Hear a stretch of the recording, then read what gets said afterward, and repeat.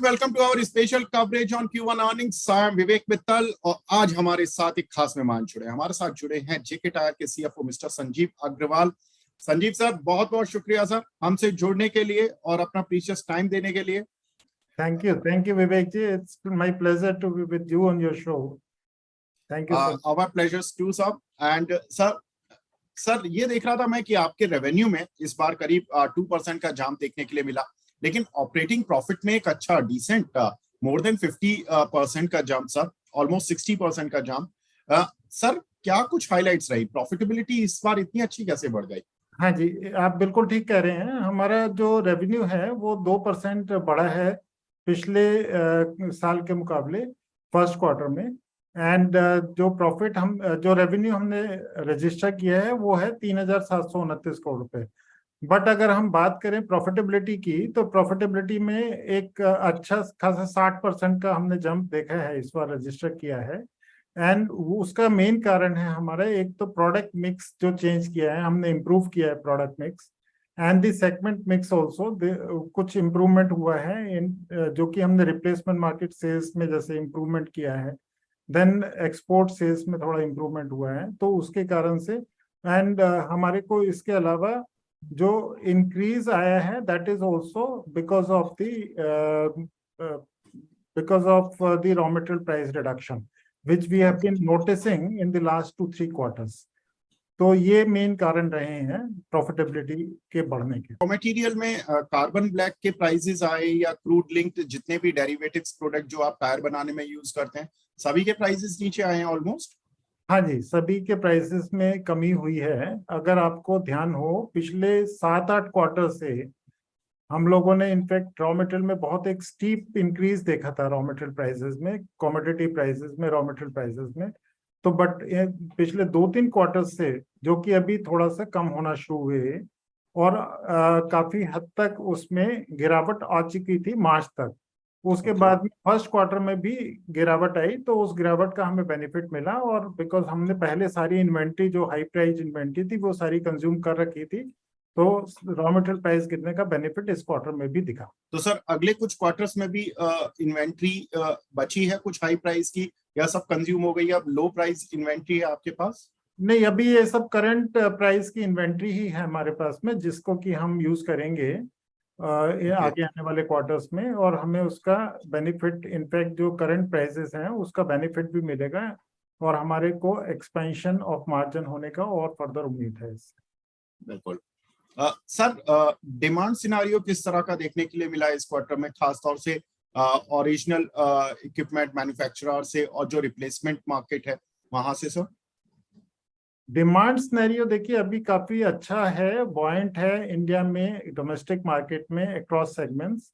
और अगर आप देखेंगे प्रोडक्ट वाइज जो है वो थोड़ा सा टीबीआर में कम था लेकिन फर्स्ट क्वार्टर में, बट क्योंकि एक आपको अगर याद हो ओबीडी रेगुलेशंस आए थे ऑन बोर्ड इसके डायग्नोसिस के, जो कि 1 अप्रैल से लागू होने थे, तो उसके चलते कुछ प्री बाइंग हो गई थी मार्च क्वार्टर तक।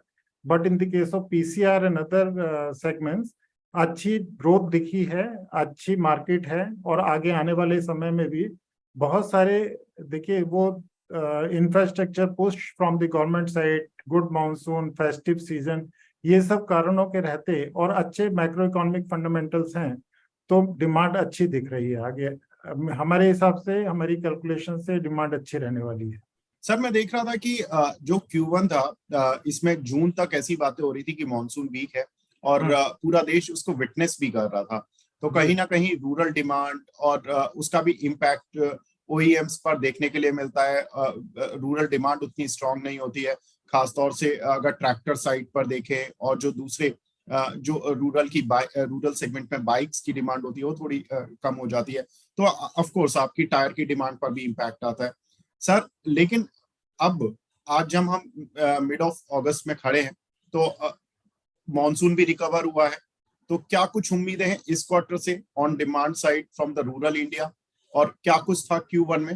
देखिए सेकंड क्वार्टर जो है वैसे हिस्टोरिकली बिकॉज ऑफ रेन्स है ना, थोड़ा सा सबड्यूट रहता है, जिसमें कि मांग में थोड़ी सी गिरावट भी आती है।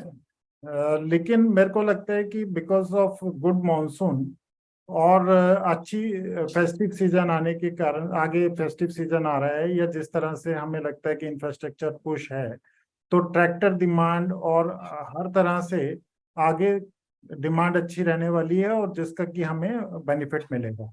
तो मेरे को लगता है कि Q2 onwards demand will give a good volume up to us. Okay sir, मैं देख रहा था कि आपको किया और हुंडई से भी कुछ नए बिजनेसेस मिले हैं, वो कितना इंक्रीमेंटल ग्रोथ आपकी कंपनी को देने वाले हैं?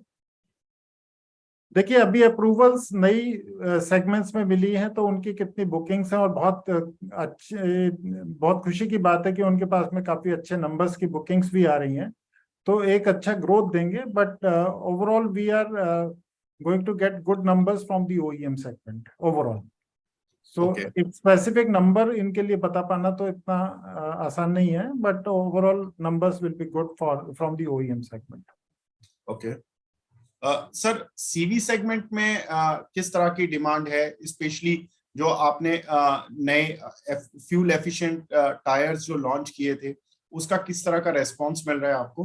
काफी अच्छा ट्रैक्शन है मार्केट में, और ये प्रीमियम सेगमेंट में ही हमारे टायर्स गिने जाते हैं, और हमें काफी अच्छा इसका ट्रैक्शन मिल रहा है। Fuel efficient tyres and otherwise also extra mileage tyres जैसे हमारे हैं, तो उनका हमें अच्छा ट्रैक्शन मिल रहा है, और आगे आने वाले टाइम में sales will pick up in number terms for these categories of tyres. Okay और सर, एक्सपोर्ट फ्रंट से किस तरह की डिमांड है सर? क्या वहां पर ट्रैक्शन देखने के लिए मिल रहा है? यूरोप से, अमेरिका से क्या रेस्पॉन्स है सर? तब देखिए, पिछले कुछ क्वार्टर्स में सबड्यूड डिमांड थी एक्सपोर्ट मार्केट्स में, बट अभी हमने फर्स्ट क्वार्टर में, जो FY24 का फर्स्ट क्वार्टर है, तो उसमें हमारी टोटल सेल्स में 23% का बढ़ोतरी हुआ है एक्सपोर्ट सेल्स में, okay and we are seeing that there will be good numbers going ahead also. तो हमें लगता है अमेरिकन मार्केट्स में इन्फ्लेशन के कम होने से, यूरोपियन मार्केट में इन्फ्लेशन के कम होने से हमें बेनिफिट आएगा, इसका डिमांड सेंटिमेंट्स इंप्रूव होंगे अमेरिकन एंड यूरोपियन मार्केट्स में एंड अदर मार्केट्स, और उसका हमें एक्सपोर्ट पे इजाफा मिलेगा। अच्छा, और सर मैक्सिकन जो आपकी सब्सिडरी है, उसका किस तरह का परफॉर्मेंस देखने के लिए मिल रहा है? वहां से किस तरह की प्रॉफिटेबिलिटी चल रही है सर? हाँ, वो काफी अच्छा कर रही है, मैक्सिकन इकोनॉमी अच्छा कर रही है, मैक्सिकन इकोनॉमी में काफी ग्रोथ है, और उसके चलते हमारी सेल्स में अच्छे नंबर्स आ रहे हैं, और क्योंकि हम वहाँ पर काफ़ी अच्छे वेल स्टेब्लिश प्लेयर हैं, तो उसका बेनिफिट हमें मिल रहा है, और हमारी अच्छी परफॉर्मेंस आ रही है। पिछले 2-3 सालों से आपने नोटिस किया होगा, तो उसकी परफॉर्मेंस में काफ़ी इम्प्रूवमेंट है, और जो कि कंटिन्यू रहने वाली है आगे भी। okay. तो सर, अगर मैं इंडियन मार्केट को रखूं, जहां से आपका majority of the business comes from Indian market, like, and आपके एक्सपोर्ट फ्रंट को रखूं, तो FY24 में आप किस मार्केट पर ज्यादा ध्यान देने वाले कि यहाँ से डिमांड ज्यादा आने वाली है? है कि देखिए, इंडियन मार्केट तो हमारी होम मार्केट है, और ये काफी बड़ी मार्केट है, इसमें काफी अच्छा ट्रैक्शन भी है, काफी बॉयंसी भी है मार्केट में, और सभी सेगमेंट में अच्छा पिकअप है। तो हमारा फोकस इंडियन मार्केट में तो है ही, और ये रहेगा, हम उसको और ज्यादा तरीके से पेनिट्रेट कर रहे हैं। बट एक्सपोर्ट मार्केट में भी हम लोग डीपर जा रहे हैं, जहां जहां पर हमारे वाइट स्पेसेस थे, तो उसको फिलअप कर रहे हैं, और हमारी डिमांड ग्रोथ इंडिया से तो डेफिनेटली फोकस रहेगा ज्यादा, बट एक्सपोर्ट मार्केट में भी बढ़ेगी। सर, आप कुछ नई कैपेसिटी भी ऐड कर रहे हैं TBR और PCR सेगमेंट में, जी। उसके बारे में बताएं कि कब तक वो कंप्लीट होने की बातें हैं, कब से उनका रेवेन्यू स्टार्ट होगा, कितना, मतलब कितना इंक्रीमेंटल वो रेवेन्यू को पुश देने वाले हैं? अगर आपको याद हो, हमने 1100 करोड़ रुपए का टोटल एक्सपेंशन प्लान लॉन्च किया था लास्ट ईयर, और उसमें से 300 करोड़ रुपए का phase 1 we have already completed. हमने पूरा कमीशन कर दिया 300 करोड़ रुपए का डी बॉटलनेकिंग प्रोजेक्ट हम उसको बोलते हैं, जो कि बानमोड टायर प्लांट में पैसेंजर कार रेडियल बनाने के लिए है। तो वो कंप्लीट हो चुका है हमारा, और अभी हम फोकस कर रहे हैं, इम्प्लीमेंट कर रहे हैं 2 प्रोजेक्ट्स। एक पैसेंजर कार रेडियल का अगेन फेज 2 बानमोर में, और TBR के लिए हम लोग इम्प्लीमेंट कर रहे हैं एक प्रोजेक्ट, जो कि लक्सर टायर प्लांट, जो हमारे एक सब्सिडी कंपनी कैवेंडिश में है, उसमें। तो दोनों प्रोजेक्ट की टोटल लागत है 800 करोड़ रुपए। Okay. जो 300 कंप्लीट करने के बाद 800 करोड़ रुपए की लागत है, जो कि इस साल में कंप्लीट हो जाएंगे, FY24 में कंप्लीट हो जाएंगे। एंड ये दोनों से हमें रेवेन्यू आना शुरू होगा। अच्छा, और उसके अलावा सर आप ये 800 करोड़ का दूसरा कैपेक्स लेकर आ रहे हैं? नहीं, उसके अलावा अभी अभी कोई और अनाउंसमेंट नहीं है, तो we are still working out what the next step would be. Okay, तो सर इसके जो कैपेक्स का जो खर्चा था वो ऑलमोस्ट हो चुका है, मतलब आप ये कहना चाह रहे हैं? मेजरली नहीं, मेजरली जो खर्चा रहेगा वो फाइनेंशियल ईयर 24 में ही होगा। और ओके। कुछ पार्ट हमने पिछले साल में किया था, 2023 में, फाइनेंशियल ईयर 23 में किया था, जो कि एडवांसेस देने के लिए, और कुछ एक क्योंकि एक्सपेंशन शुरू हो चुका था तो उसमें किया था। और आगे आने वाले साल में कुछ एक्सपेंशन कैपेक्स का खर्चा होगा, जो कि हमने जैसे कंप्लीट तो कर लिया प्रोजेक्ट, लेकिन उसके बाद में जैसे कुछ एक क्रेडिट्स वगैरह रहते हैं सप्लायर्स के, तो उसकी पेमेंट्स होगी। तो वो बहुत ज्यादा नहीं रहती है, तो मेजर खर्चा इसी साल में रहेगा, FY24 में। तो सर ये जो खर्चा रहेगा ये आप इंटरनल एक्रूअल से कर रहे हैं या डेट रिडक्शन में कुछ हम पॉजिटिव साइड देख पाएंगे? दोनों है जी, इसमें हमने ये इक्विटी से भी फंड कर रहे हैं इसको, इंटरनल एक्रूअल से, इक्विटी से, और कुछ लोन भी लेने का प्लान है, जो कि हमने ऑलरेडी टाई अप किया हुआ है बैंक्स के साथ में। और हम लोगों ने उसमें थोड़ा बहुत अवेलमेंट भी स्टार्ट कर दिया है। तो this will be a mix of debt and equity both. तो सर अभी मतलब डेट की पोजीशन किस तरह की है, और क्या मतलब रिडक्शन इस साल में नहीं होगा क्योंकि नया प्लांट आ रहा है, तो नई कैपेसिटी के साथ आप नई लोन फैसिलिटी ले रहे हैं? नहीं, देखिए, अभी हमने फर्स्ट क्वार्टर में भी 250 करोड़ रुपए का लोन कम किया है, जिसमें कि वर्किंग कैपिटल का मेजर पोर्शन था। और जो ओके। शेड्यूल्ड हमारा लॉन्ग टर्म डेट था वो भी हमने 100 करोड़ रुपए का कम किया है फर्स्ट क्वार्टर में। और ओके। लॉन्ग टर्म डेट इसी साल में हमारा 450 करोड़ रुपए का कम करने का प्लान है, जो कि शेड्यूल्ड रीपेमेंट है, तो वो हम पे करेंगे।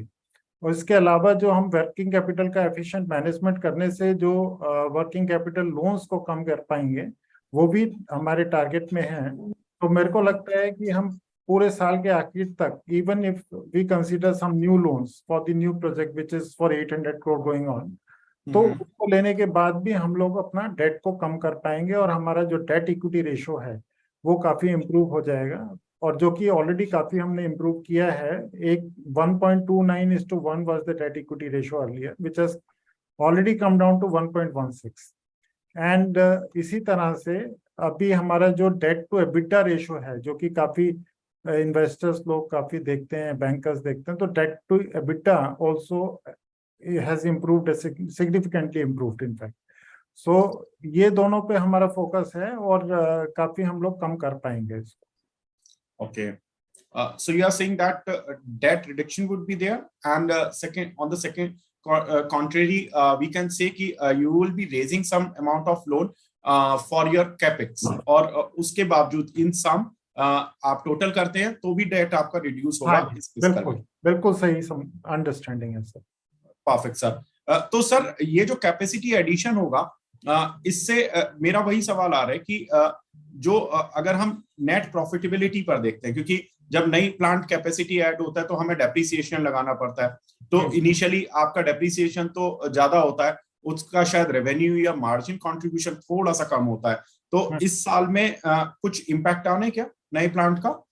नहीं, नए प्लांट का देखिए, डेप्रिसिएशन तो जब भी हम नया प्लांट लगाते हैं तो आपने जैसे सही कहा कि उसका डेप्रिसिएशन आता है, लेकिन ये स्ट्रेट लाइन मेथड में चलते हैं, तो उसका इम्पैक्ट जितना आएगा तो वो हमें प्रॉफिटेबिलिटी ही देगा। उसका इम्पैक्ट लेने के बाद भी हम प्रॉफिटेबिलिटी को उसका बेनिफिट दे पाएंगे।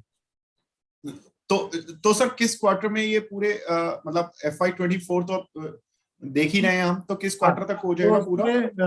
थर्ड क्वार्टर में और फोर्थ क्वार्टर में। थर्ड क्वार्टर में हमारा TBR प्लांट और PCR प्लांट चौथे क्वार्टर में शुरू हो जाएगा। और ये शुरू होते हैं तो उसके बाद रैंप अप करने में थोड़ा सा समय लगता है, लेकिन रैंप अप करने के बाद में फुल्ली अवेलेबल रहेगा हमें 2025 के फाइनेंशियल ईयर से। Perfect sir. Sir last question, कुछ गाइडेंस देना चाहेंगे वॉल्यूम ग्रोथ साइड पर? क्योंकि हम देख रहे थे कि आपकी जो वॉल्यूम ग्रोथ अगर हम देखें तो OEM से उतना थोड़ा सबड्यूट थी, लेकिन रिप्लेसमेंट मार्केट से इस बार अच्छी थी। सर दोनों साइड पर वॉल्यूम ग्रोथ की गाइडेंस ओईएम्स के लिए और रिप्लेसमेंट मार्केट के लिए। देखिए हम काफी ऑप्टिमिस्टिक हैं in terms of the tyre sector and the buoyancy in the market. तो दोनों तरफ से हमें वॉल्यूम इंक्रीज भी है और profitability increase definitely we are seeing. तो लेकिन हम लोग गाइडेंस तो जनरली नहीं देते हैं, तो बट ये कह सकते हैं कि यस हम we are looking for a better future. Okay, तो सर हम ये कह सकते हैं कि Q2 सीजनली थोड़ा वीक क्वार्टर रहता है, इसलिए थोड़ा सा मॉनसून का इम्पैक्ट देखने के लिए Q2 में मिल सकता है, बट Q3 ऑनवर्ड्स हमें अच्छे स्मूथ क्वार्टर देखने के लिए मिलेंगे Q3 Q4। हाँ यू आर राइट, एब्सोल्युटली। अच्छा सर इसमें बस एक चीज और पूछ रहा था कि ये जो आपका ओवरऑल डेट भी पोजीशन हो गया, सब कुछ हो गया, ये जो सर क्रूड ऑयल थोड़ा सा अभी $90 के आसपास गया था, हालांकि अभी पिछले 2 दिन से थोड़ा रिट्रेस हुआ है और 80 और 84 के बीच में आ गया। सर क्रूड के किस लेवल तक आप कंफर्टेबल हैं कि आपके रॉ मटेरियल प्राइस आपको हिट नहीं करेंगे, आपको अपने टायर की प्राइस बढ़ाने का सोचना नहीं पड़ेगा? कुछ रफ आइडिया सर? मेरे को जो लगता है 70 to 85 is the crude price target for this financial year, है ना। ब्रॉडली इसी रेंज में मूव करेगा। और बाकी तो कह सकते हैं कि क्योंकि अभी चाइनीज इकोनॉमीज वगैरह सब स्लो डाउन मोड में हैं, तो उसके कारण से this is likely to remain more so in this range only. तो हमें कोई इम्पैक्ट नहीं आता है जब तक कि ये $85 तक के रेंज में चलता है, क्योंकि इसके बाद भी क्रूड के अलावा भी क्या है, इसके अपने जो भी हमारे रॉ मटेरियल है उसका अपना डिमांड सप्लाई सिनेरियो भी है, उसकी अपनी सप्लाईज कैसी है, उसकी अपनी डिमांड कैसी है। तो एक फैक्टर तो है क्रूड ऑयल। क्रूड ऑयल के बाद में बिकॉज ये हमारे जो रॉ मटेरियल है वो डेरिवेटिव्स में आते हैं, तो डेरिवेटिव की अपनी डिमांड सप्लाई सिनेरियो भी, तो जो कि अभी थोड़ा सा लगता है कि चाइनीज इकोनॉमी वीक रहने के कारण से, तो मेरे को लगता नहीं कि हमारे रॉ मटेरियल प्राइसेस में कोई इंक्रीज आएगा। ओके, तो मतलब आप अभी ये मानकर चले कि $85 तक you are protected. In case अगर $85 ब्रीच करता है, देन कैन बी एक्सपेक्ट कि अगर $90 2-3 महीने भी रह जाता है क्रूड एंड योर डेरिवेटिव्स जो प्राइसेस हैं रॉ मटेरियल वाले वो उसी लाइन में चलते हैं, then you will have to take a price hike. Can we expect that? But मेरे को लार्जली ऐसा लगता नहीं है कि रॉ मटेरियल प्राइसेस में कोई इंक्रीज होने की उम्मीद है इस साल में, तो इसलिए I think rather it is likely to remain in a stable environment as of now. Perfect sir, बहुत अच्छा लगा आपसे बात करके और thank you very much sir. आपने जेके टायर्स के बारे में एक पूरी कंप्लीट पिक्चर दी, हमें समय दिया, बहुत बहुत शुक्रिया सर हमसे जुड़ने के लिए और अपना कीमती समय देने के लिए। All the best sir for your remaining quarters. Thank you.